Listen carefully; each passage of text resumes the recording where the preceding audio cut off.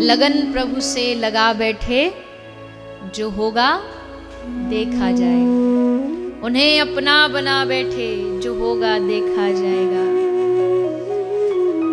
कभी डर था कि ये दुनिया हमें बदनाम कर देगी। जब भक्ति के रास्ते पे कोई आता तो डर डर के आता, अरे ऐसा ना हो जाए, हमारी बुराइयां ना हो, बदनामी ना मिल जाए।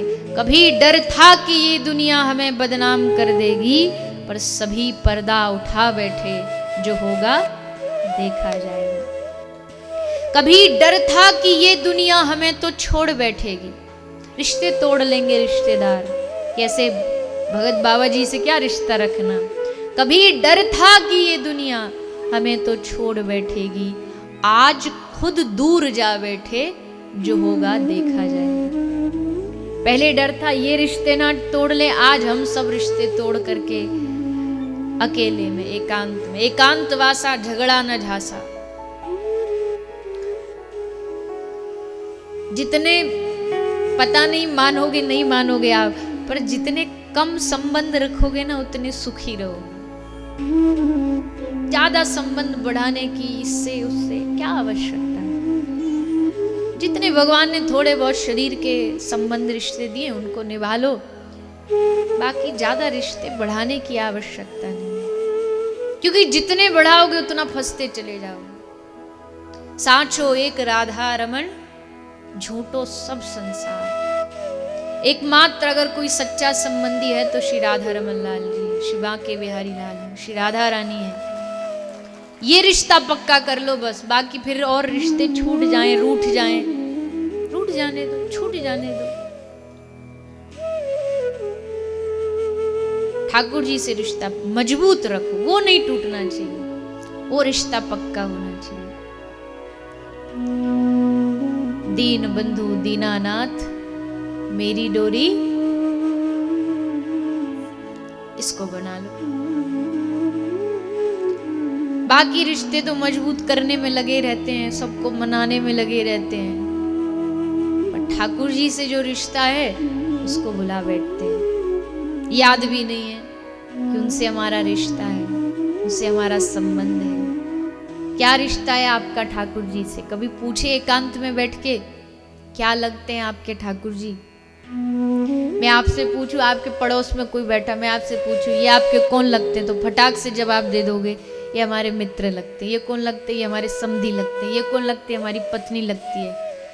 वैसे ही ठाकुर जी की ओर कोई इशारा करके पूछे तुम्हारे ये कौन लगते हैं, तो तुरंत उत्तर होना चाहिए।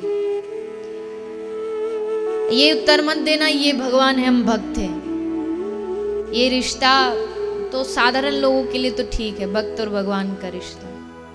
तुम्हारा भगवान से कोई रिश्ता होना चाहिए, एक ऐसा रिश्ता जिसके सहारे आप दिन में उनको 50 बार याद कर सको। मान लीजिए आप किसी ने सख्य भक्ति के द्वारा भगवान को अपना सखा बना लिया, तो सखा बना लोगे तो अब सखा की जहां जरूरत पड़ेगी हर बार आपको भगवान को याद करना पड़ेगा। अब आपको घूमने जाना है तो सखा को थोड़ी बिना पूछे चले जाओगे, मित्र को भी फोन करके पूछोगे भैया घूमने जा रहे तुम चलोगे, तो वैसे ठाकुर जी को भी कहोगे भैया हम घूमने जा रहे हैं, प्रभु आप चलोगे संग।